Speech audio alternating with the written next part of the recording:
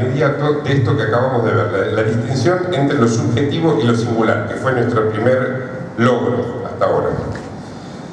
Es que lo singular, si lo singular es lo propio de uno solo y se distingue de lo subjetivo, entonces lo subjetivo no es lo propio de uno solo. ¿Está?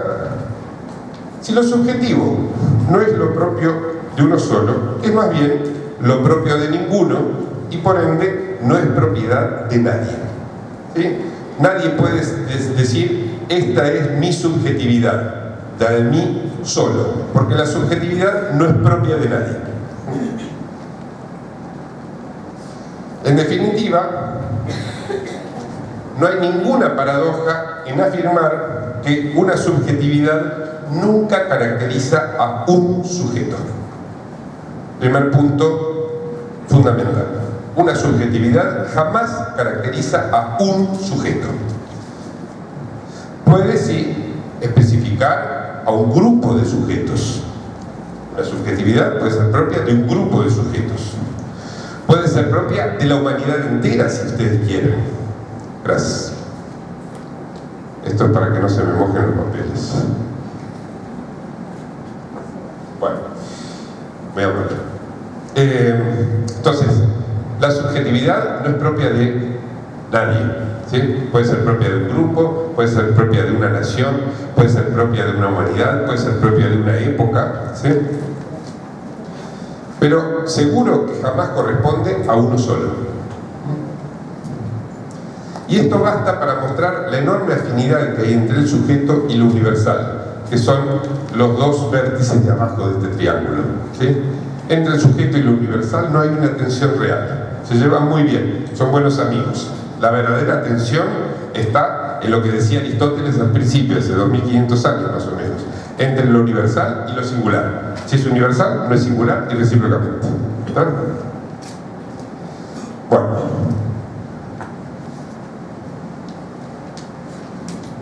Por ejemplo, otro rédito que sacamos de este pequeño trabajito que hicimos recién. Ustedes deben haber oído hablar, está bastante de moda, hablar de la subjetividad de la época, ¿sí? Y hablar de subjetividad de la época parecería ser una contradicción en los términos, ¿sí?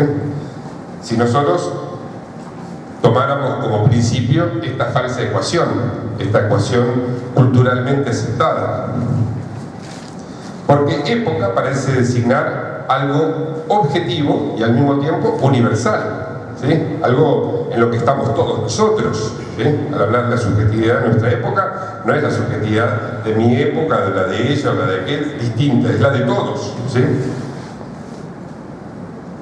Mientras que subjetividad parecería ser justamente todo lo contrario, ni objetivo ni universal, ¿sí? Pero si tomamos en cuenta lo que acabamos de discutir recién, esta distinción entre las tres extensiones,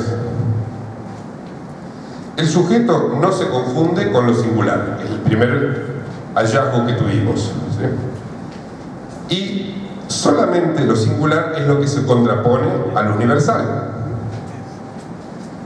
que por supuesto es perfectamente compatible con lo subjetivo, ¿no? Como les decía recién. En más de una ocasión, todo lo conversábamos con Carlos cuando veníamos para aquí, en más de una ocasión Foucault mostró de una manera realmente exhaustiva el modo en que cada una de las épocas que él sometió a sus análisis arqueológicos, como él los llamaba, sus estudios arqueológicos, se caracteriza por ciertas constelaciones de significantes, ciertos pequeños conjuntos de significantes articulados entre sí y cuyo efecto es la constitución de determinadas posiciones subjetivas anudadas a esos significantes y dependientes, por lo tanto, de esos significantes.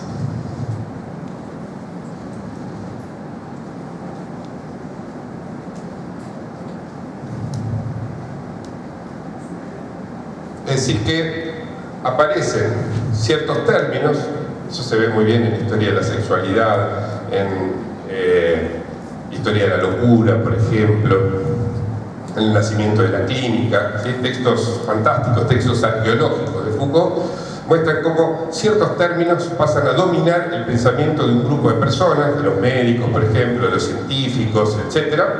Y crean de esa manera subjetividades que son propias de un grupo, ¿sí? De una cultura, de una época.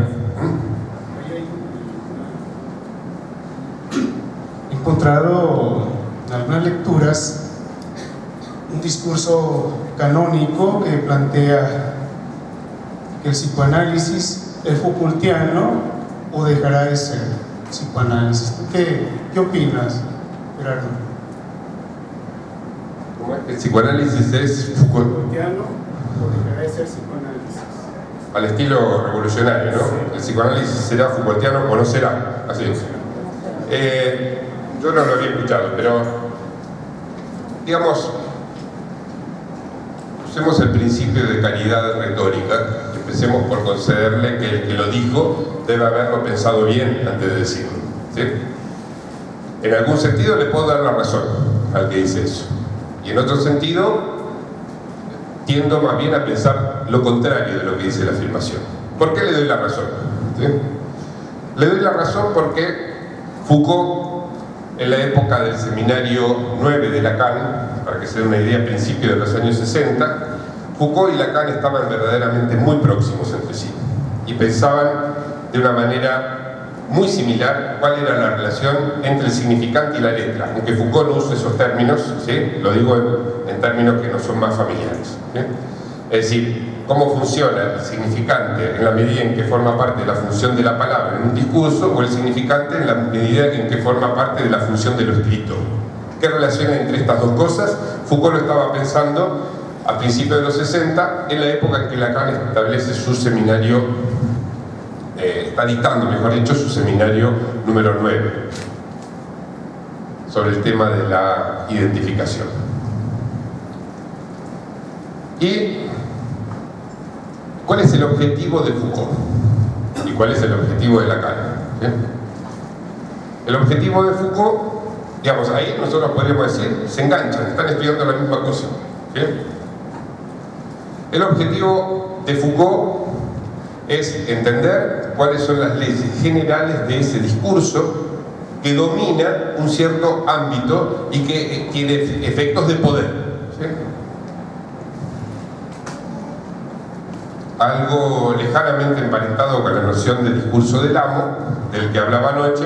No me voy a poner a señalar aquí las diferencias porque esto no es un seminario sobre Foucault, pero digamos que parten de una relación, estudiar la relación entre el significante y la letra, con el objetivo Foucault de entender los mecanismos de poder, es decir, de dominación, ¿sí? Que son herederos de esa relación en realidad triple entre significante, significado y letra. Bueno, Lacan, ¿qué hace? Hace exactamente lo mismo que Foucault, de otra manera, con otro estilo, con otras herramientas dentro del psicoanálisis. Foucault es de afuera del psicoanálisis, no tiene nada que ver, pero va en la misma dirección. ¿Es eso lo que le interesa a Lacan? ¿Saber cómo funciona el significante en lo que tiene de universal, en el discurso en lo que tiene de universal? No. A Lacan le interesa todo eso para saber en qué no consiste el psicoanálisis, porque el psicoanálisis va en busca de lo que es propio de uno solo. Entonces, el objetivo de Foucault era estudiar las estructuras universales, y lo hace bárbaro. Me saco el sombrero, es lo mejor que hay, encima es divertido, ¿sí? Además de ser un genio, era divertido, ¿sí? Dan ganas de leer otro más de Foucault y otro más de Foucault, así hasta que siguen saliendo cosas de Foucault, cursos inéditos, ¿sí? Uno puede estar años y años leyendo Foucault, es lindísimo, lo admiro. Pero para Foucault ese era un paso en dirección a entender los mecanismos universales del poder. Para Lacan, eso es para entender en qué dirección el análisis jamás debe ir. Entonces, a los dos les interesa, parten de lo mismo, pero con objetivos completamente diferentes. Entonces, en este sentido digo, le concedo a quien lo pensó, a esta frase que suena muy linda, el psicoanálisis será Foucaultiano o no será, le concedo cierto fundamento que tiene que ver con el punto de partida, ¿sí? Pero jamás con el punto de llegada y con los objetivos que tienen Foucault y Lacan, de ninguna manera, ¿sí? En ese sentido, si no hubiera existido Foucault, Lacan no le debería nada a Foucault, ¿no? Bueno, tuvieron interacción. Foucault iba a escuchar el seminario de Lacan, Lacan elogiaba a Foucault, digamos, tuvieron una mínima relación bastante elogiosa del lado de Lacan hacia Foucault y un poco más crítica del lado de Foucault hacia Lacan, ¿sí? No era recíproco. Bueno,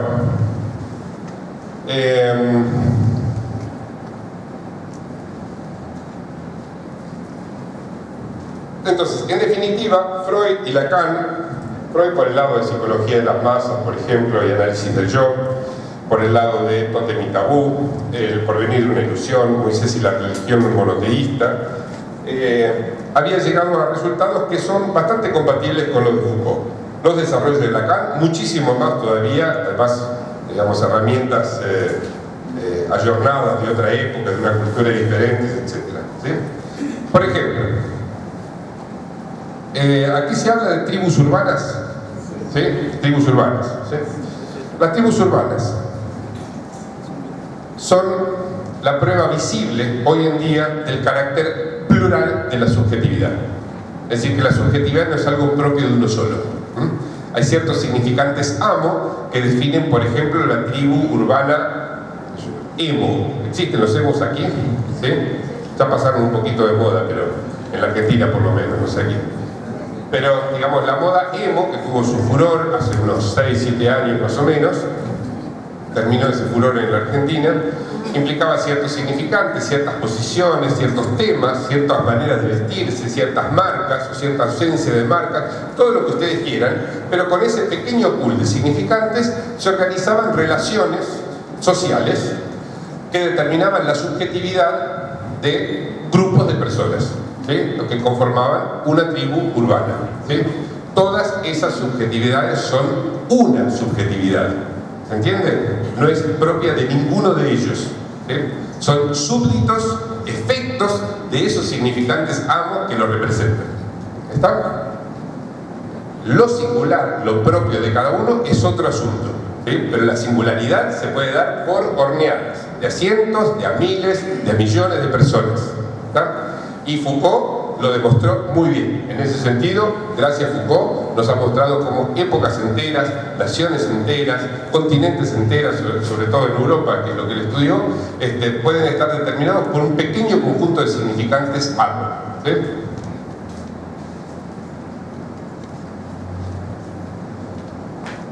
Paso a la segunda parte de mi desarrollo.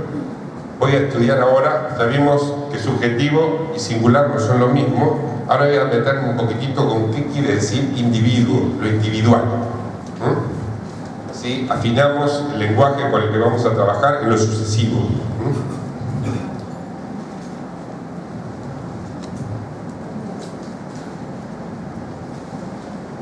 Si en lugar de... Vieron que los universales hasta ahora nos referimos a significantes, ¿no? Significantes que pueden ser cualesquiera. Supongamos que en lugar de hablar de significantes yo me refiriera específicamente a conceptos, ¿sí? Es un caso particular del significante, ¿sí? Un concepto. Los universales correspondientes a esos conceptos definen colectividades que son esencialmente homologables a lo que en lógica se llama clases. ¿Sí? Tengo un concepto, ese concepto define una clase. Por ejemplo, supongamos que existiera, qué sé yo, el concepto de rinoceronte, ¿sí? Entonces eso define una clase de individuos donde este individuo será un rinoceronte, el otro es un rinoceronte y el otro también, todos rinocerontes dentro de la clase, ¿sí? Y se supone, además, que lo que no está dentro de esa clase no va a ser rinoceronte. Es decir, que el concepto es casi como si fuera una especie de jaula abarcadora de todos los individuos que forman parte de ese concepto. ¿Está? Todos los que están dentro satisfacen el concepto, los que están fuera no. Si el concepto no estuviera muy bien definido, sería como tener las rejas un poco separadas. Capaz que se nos mete desde afuera uno que no es un rinoceronte, capaz que de un rinoceronte se nos va de la jaula y se escapó y lo perdimos. Si estuvieran bien hechos los conceptos, entonces todo lo que está dentro responde al concepto, todo lo que está afuera no responde al concepto, ¿no? Cosa que en general no sucede con los significantes. Esto es propio de los conceptos. Los elementos que están dentro de la jaula, para seguir con la imagen que decía, es lo que llamamos individuos, ¿sí? Cada individuo puede tomarse como un representante de la clase a la que pertenece, ¿sí? Es decir, saco uno de la jaula, ¿sí? Y digo, este rinoceronte es representante de la clase de los rinocerontes, ¿sí? Y si en lugar de agarrar agarraba el que estaba al lado o un poco más allá, da lo mismo. Cualquiera de ellos representa a la clase a la cual pertenece, ¿no?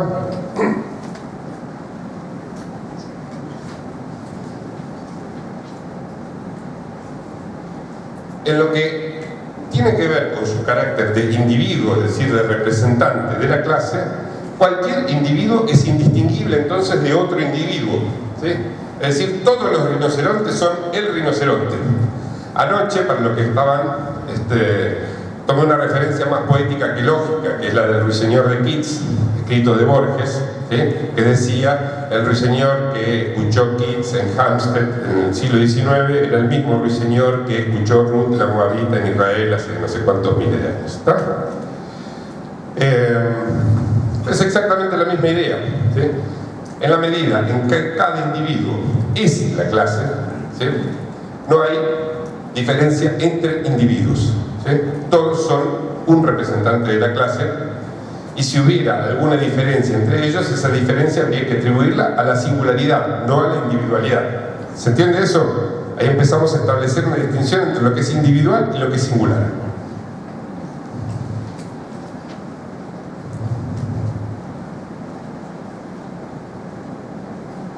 Creemos que las jaulas conceptuales están bien hechas, de materiales sólidos, ¿sí? De rejas no demasiado separadas entre sí, y esto es lo que voy a tratar de desmontar rápidamente, esta creencia de que las jaulas conceptuales son buenas. Es decir, que el hecho de que el universo definido por un concepto constituya una clase no es más que un ideal.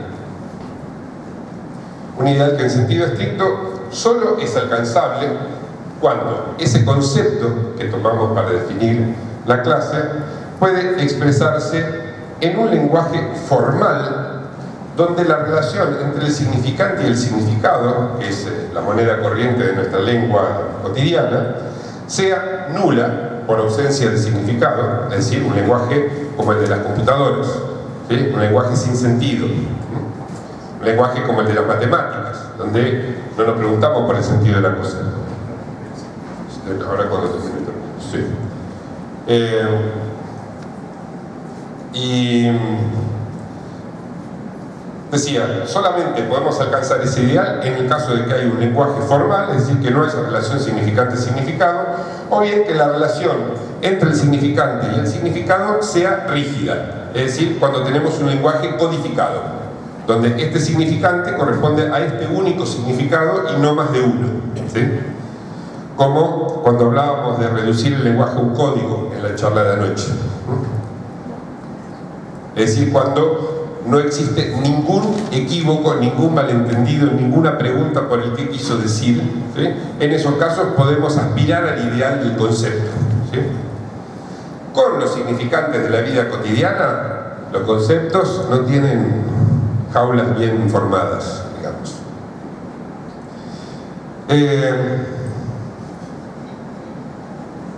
Es más, por ejemplo, hace 15 años atrás, un tipo llamado Hawking, no Hawking como el de la película, ¿no? Stephen Hawking, sino Hawking, mostró que hay, por ejemplo, clases que interactúan con sus individuos que interactúan con sus clases, ¿sí?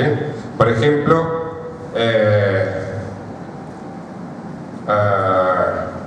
un sujeto gay, ¿sí? Hoy en día digamos, por la cuestión de la promoción de los derechos, de la equiparación de los derechos sociales, del derecho al goce, un montón de cuestiones, se habla mucho de los sujetos gay. Y gay funciona como una clasificación. Hay gente que es gay, hay gente que no es gay, como si fuera un verdadero concepto, ¿sí? El problema es que, por ejemplo, que alguien esté formando parte de la clase definida por el concepto gay es algo que a esa persona que está formando parte de la clase le puede gustar mucho y sentirse orgulloso y hacer una marcha del orgullo gay. Es un modo de interactuar con la clase a la que pertenece, ¿sí? O por el contrario, puede decir, pero ¿por qué me dices así? Me estás encasillando. ¡Pum! ¿Sí? Entonces enojarse por estar, digamos, incluido dentro de esa clase. Hay clases que son interactivas. Esta es la noción interesante de Hawking, ¿sí? Cuando nosotros pensamos la relación entre los conceptos y las personas que son clasificadas por esos conceptos, las clases son interactivas. Y a partir de allí, la idea de que los conceptos son buenas jaulas ya no funciona. ¿Está? Muy interesante el libro de Hawking. El libro se llama ¿La construcción social de qué? Con signo de pregunta. Bueno, entonces antes de hacer el break, les digo que todo esto, digamos, estas distinciones entre los problemas relacionados con el concepto y la clase y el individuo, ¿sí?, son los que nos van a permitir establecer una separación, una distinción entre lo individual y lo subjetivo, ¿sí?